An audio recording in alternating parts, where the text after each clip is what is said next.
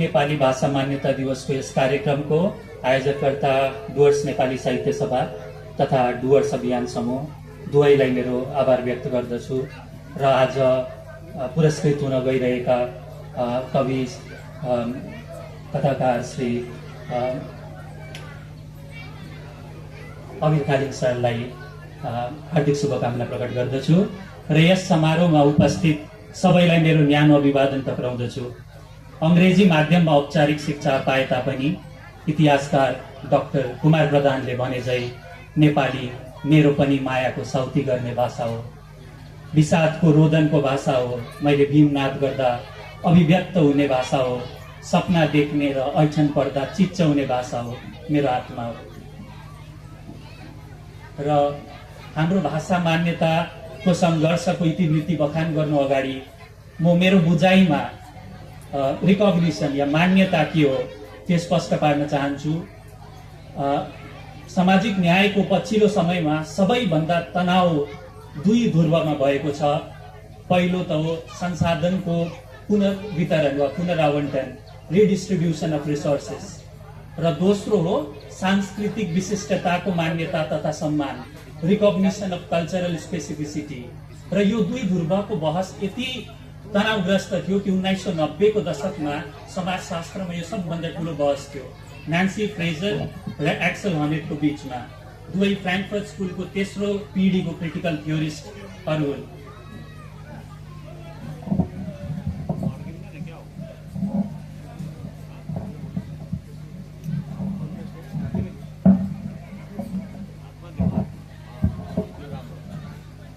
र संसाधनको वितरणको पक्षधरहरूले कान्टको अमूर्त सार्वभौमिकताको आधारमा कल्चर इज स्टुपिड, संस्कृति एउटा मूर्ख मूल्यबोध हो, र सांस्कृतिक विविधता विशिष्टताको हिमायतीहरूले पक्षधरहरूले संसाधनको पुनर्वितरण या पुनरावन्टनको सिद्धान्तलाई चाहिँ डिफरेन्स ब्लाइन्ड, अर्थात् मानिसहरूको सांस्कृतिक विशिष्टता यसले खुट्याउनै सक्दैन भन्ने अस्मिताको राजनीति, आइडेन्टिटी पोलिटिक्स पट्टि लागे।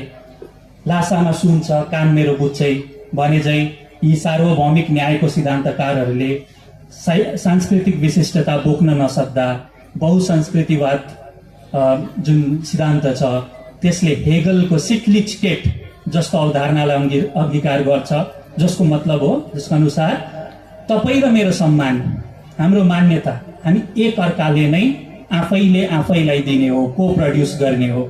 र यो एउटा अमूर्त स्थिति कुनै अज्ञानको पर्दा या एब्स्ट्र्याक्ट वेमा यसको निरूपण गर्न सकिँदैन।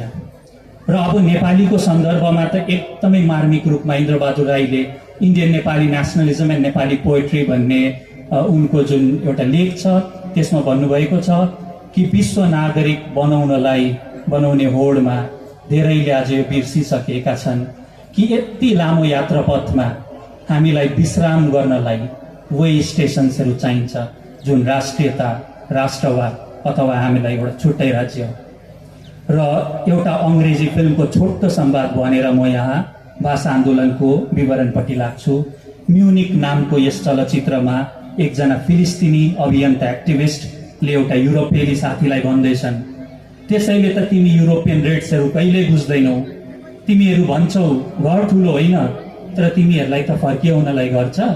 ETA, ANC, African national Congress, IRA, iris revolutionary army, हामी बहाना गर्छौं कि हामी तिमीहरूको विश्व क्रान्तिको पक्षमा छौं, तर खासै हामीलाई केही मतलब छैन।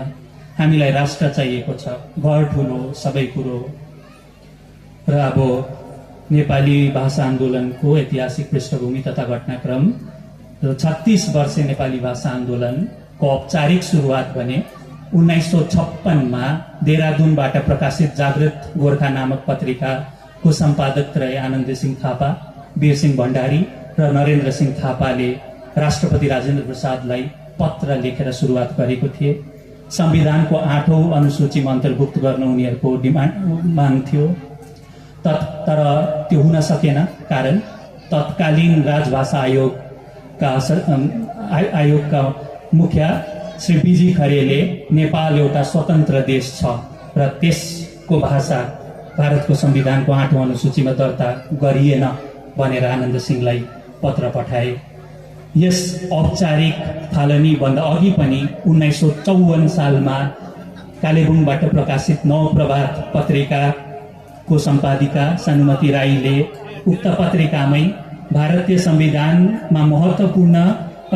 संविधानले नेपाली भाषालाई स्वीकृति दिएको छैन, यस सम्बन्धमा महत्त्वपूर्ण केही काम भएको छैन, केही आवाज उठेको छैन र यो हाम्रो उदासीनता र निष्क्रियताको प्रमाण हो भनेर गुनासो पोखेकी थिइन्।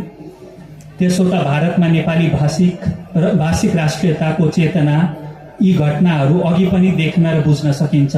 जस्तै 1901 मा पादरी गंगा प्रसाद प्रधानको सम्पादनमा गोर्खे खबर कागतको प्रकाशन, 1907 मा दार्जिलिङको लागि छुट्टै प्रान्त प्रशासनिक व्यवस्थाको माग र 1909 मा गभर्नर जेनरल मिन्टोलाई नेपाली भाषाले सरकारी मान्यता पाइयोस् भन्ने माग, 1913 मा खरसाङमा गोर्खा लाइब्रेरीको स्थापना, नेपालीको एउटा विशिष्ट एकता प्रदर्शित भएको थियो। 1924 मा सूर्यविक्रम गेवाली, धरणीधर शर्मा कोइराला, पारसमणि प्रधानद्वारा दार्जिलिङमा नेपाली साहित्य सम्मेलनको स्थापना, जसलाई डाक्टर स्वतसिदा सरकारले बर्थ अफ नेपाली। 1926 मा देहरादूनबाट गोर्खा संसारको प्रकाशन, 1932 मा गोर्खा दुःख निवारक सम्मेलन GDNS को स्थापना, 1943 मा फेरि महत्त्वपूर्ण दार्जिलिङमा अखिल भारतीय गोर्खा लीग र भारतीय कम्युनिस्ट पार्टीको एकसाथ उदय र केही कालसम्म भाषा संग्रामी तथा वामपन्थी नेता श्री गणेशलाल सुब्बा, श्री रतनलाल ब्राह्मण, भद्रबहादुर हमालहरू गोर्खा लीग भित्रैबाट काम गर्नु, यी सबै भाषिक राष्ट्रियताको विकासका महत्त्वपूर्ण घटनाहरू हुन्। भाषा आन्दोलनको परिस्थिति जन्माउने धेरै कारणहरू थिए। पहिलो त भारत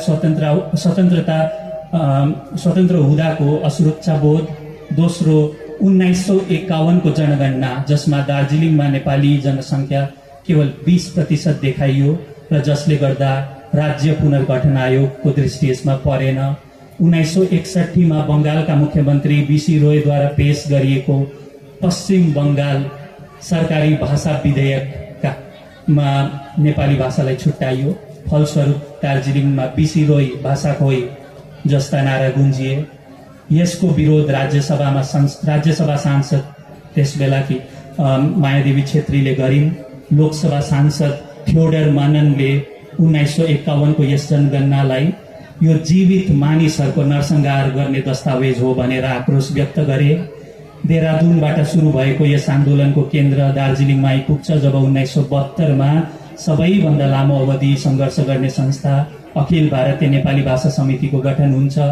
सुभाष सोताङले आफ्नो पुस्तकमा उल्लेख गरेका छन् कि यस समितिले 20 वर्षे आयुमा 23 पल्ट प्रधानमन्त्रीलाई भेटेर नेपाली भाषाको मागको विषयमा सरकार अघि स्थिति स्पष्ट गराउने चेष्टा गर्यो र अझै एउटा संस्थाको उल्लेख यहाँ गर्न पर्दा कालेबुङका नेपाली साहित्य अध्ययन समितिले 1965 को दिसम्बरमा पहिलोचोटि भारतको प्रधानमन्त्री इन्दिरा गान्धीले पत्रचार गरेका थियो। अर्को संस्था नेपाली भाषा सङ्घर्ष समिति दार्जिलिङ 1967 मा गठित भएको थियो जसको अध्यक्ष गुमानसिंह चामलिङ थिए। यसको उद्देश्य संविधानको 8औं अनुसूचीमा भाषाको अन्तर्भुक्ति साथसाथ 1962 को पश्चिम बंगाल भाषा ऐनमा प्राप्त सुविधा सहुलियतहरू जमिनी स्तरमा कार्यान्वित गराउनु पनि थियो। र अब समयको अभाव धेरै छ र धेरै कुरा छुट्दा क्षमा माग्दै म सोझै यस आन्दोलनलाई अभिष्टसम्म पुर्याउने, गन्तव्यसम्म पुर्याउने संगठन भानेराप भारतीय नेपाली राष्ट्रिय परिषद 1990 मा गठन भएर 1992 सालमै यसले भाषा मान्यता दिलाउन सक्षम हुन्छ। सिक्किमको राजधानी गान्तोकमा भव्य एउटा अखिल भारतीय सम्मेलन जसमा 1000 भन्दा बढी डेलिगेट्सहरूको उपस्थितिमा तत्कालीन मुख्यमन्त्री श्री नरबहादुर भण्डारीलाई अध्यक्ष अनि सीके श्रेष्ठ र श्री सानु लामालाई सचिव बनाइन्छ। संसदमा भने विशेष श्रीमती दिलकुमारी भण्डारी, लोकसभा सिक्किम, आरबी राई राज्यसभा सांसद दार्जिलिङहरूको भूमिका महत्त्वपूर्ण छ। यसअघि पनि रतनलाल ब्राह्मणले 1946 सालमै स्वतन्त्र पूर्व भारतमै अविभाजित बंगालको विधानसभामा नेपाली भाषामा शपथ लिने प्रयास गरेका थिए। त्यसरी नै 1971 मा लोकसभामा पनि प्रयास गरेको थिए तर दुवैपल्ट स्वीकारिँदैन। र भानेराको को महत्त्व धेरै छ, कारण दार्जिलिङको सत्तारूढ दलले गोर्खा भाषाको पक्षधर थियो र नेपाली भाषाको विरोधी त थियो नै, र हिंसक वातावरण हुने पनि आशंका धेरै प्रबल थियो। र यस बहसमा डाक्टर घनश्याम नेपालले पनि गोर्खा भाषाले नै लाभ हुन्छ भन्ने मत राख्नु भएको थियो। तर आरबी राईले यस बहसमा धेरै सहमति जुटाउन सके, कारण उनले संसदमा भाषा र नागरिकताको कुनै अपरिहार्य सम्बन्ध हुनु जरुरी छैन भन्ने जवाब पाए मन्त्री एमएम ज्याकबबाट। र अब अन्तिम चरण 1992 अगस्त दिलकुमारी भण्डारीले पहिला त प्राइभेट मेम्बर बिल पेश गर्नुहुन्छ, जुन सरकारले सरकारी बिल ल्याउने आश्वासन दिँदा फिर्ता लिइन्छ। तर मनसुन सत्र सकिन आँट्दा 19 तारिक 20 तारिक सकिन्थ्यो, 19 तारिकसम्ममा पनि यस्तो बिल आउने छाँट नदेख्दा त्यस्ताका सांसदहरू जस्तै एलके आडवाणी, सोमनाथ च्याटर्जी जस्ता सांसदहरूले यस माने एउटा विरोध गर्छन्। र दार्जिलिङका सांसद इन्द्रजित खुल्लरले नेपाली भाषा विदेशी भाषा भनेर विरोध गर्दा श्रीमती भण्डारी आँसुसरी रुद्ध कण्ठले यसको विरोध गर्छिन्। हाउसको वेलमा गएर आमरण अनसनमा बस्छिन्, जहाँ ममता ब्यानर्जी सरनेत्री उनलाई फकाउन आउँछिन्। र यस घटनाको भोलि अर्थात् आज 20 अगस्तको दिन सरकारी विधेयक पेश गरिने सूचना लोकसभा अध्यक्ष श्री शिवराज पाटिलले दिन्छन् र भोलिपल्ट 343 मा 343 को सर्वसम्मतिले लोकसभामा र 120 मा 120 को सर्वसम्मतिले राज्यसभामा भाषा विधेयक पास भई भारतीय 8औं अनुसूचीको एउटा गरिमामय स्थान पाउँछ, जुन सर्वश्री इन्द्रबहादुर राईको अनुसार नेपाली अब 8औं अनुसूचीमा पलेटी कसेर बसिसकेको छ। र उल्लेख गर्न बिर्सेको एउटा महत्त्वपूर्ण प्रसङ्ग के छ भने भाषा समितिको टोलीलाई प्रधानमन्त्री मोरारजी देसाईले अपमान गर्छन्, जसमा उनले नेपाली एउटा विदेशी भाषा हो, साहित्य अकादमीको मान्यता रद्द गर्ने धम्की र गोर्खा सेनाको भर्ती रोक्ने धम्की दिँदै जुन जग्गामा तपाईहरू हुनुहुन्छ त्यही जग्गाको भाषा सिकेर बस्ने सुझाव दिन्छन्। र त्यसपछि दार्जिलिङमा उनको जब भ्रमण हुन्छ त्यति बेला आफ्नै जनता पार्टीका सदस्यहरू जसले कर्मठ रूपमा इमर्जेन्सीको विरोधमा सहयोग दिएको थियो जनता पार्टीलाई, उनीहरूकै सामुन्ने नेपाली विदेशी भाषा भनेर दोहोऱ्याउँदा ती सदस्यहरू उनकै अघि आफ्नो ब्याज फुकालेर मोरारजी देसाई मुर्दाबाद भन्दै बहिरिन्छन्। र मलाई साह्रै मन छोएको प्रसङ्ग रहेछ एउटा आसामबाट मुन्नी सापकोटा, जसले 1974 सालमा राष्ट्रपति बिबी गिरीलाई राखी पठाएर उपहारमा भाषा मान्यता मागेकी रहेछन्। र यस विस्तृत 36 वर्षीय भारतव्यापी आन्दोलन, जसमा राजनैतिक दल, क्षेत्रीय राष्ट्रिय संस्थाहरू, पत्रिकाहरू, व्यक्तिहरू, लेखक, कलाकार र कार्यक्रमको धेरै कार्यसूचीहरू सबैको उल्लेख गर्न यहाँ नसकिने सीमितता व्यक्त गर्दै म यो विवरणलाई यही समाप्त गर्दछु। अब अन्तमा मेरो यस भाषा र नेपाली साहित्यप्रति अभिरुचि किन भन्दा एउटा भावनात्मक हो, साउथी प्रेम रोदन अघि भने जस्तै सपनाको भाषा हो, कुमार प्रधान सरले भने झै। यस उपरान्त पनि थप 2 कारण छन्। विख्यात भाषाविद जीएन देवी को साहित्य अकादमी प्राप्त पुरस्कार आफ्टर एमनेसिया विस्मृति के बाद मा देवीको मत छ कि हाम्रो भाषिक विविधता यसरी लोप हुँदैछ कि राजस्थानी, गुजराती जनजातिहरू जसको भाषामा मरुभूमिलाई जनाउन, सुखालाई जनाउन मात्र पनि 20 भन्दा बढी शब्दहरू समृद्ध शब्दकोश थियो, जुन आज लोप भइसकेको छ। उनको मतमा आज आधुनिक भारतीय बुद्धिजीवी विस्मृतिका शिकार छन्। उनीहरूलाई संस्कृत, पाली, प्राकृत अतीतदेखि आजको त्यसको निरन्तरता भङ्ग भएको छ। आधुनिक ज्ञान मीमांसाले गर्दा धेरै मौलिकता हराएको छ।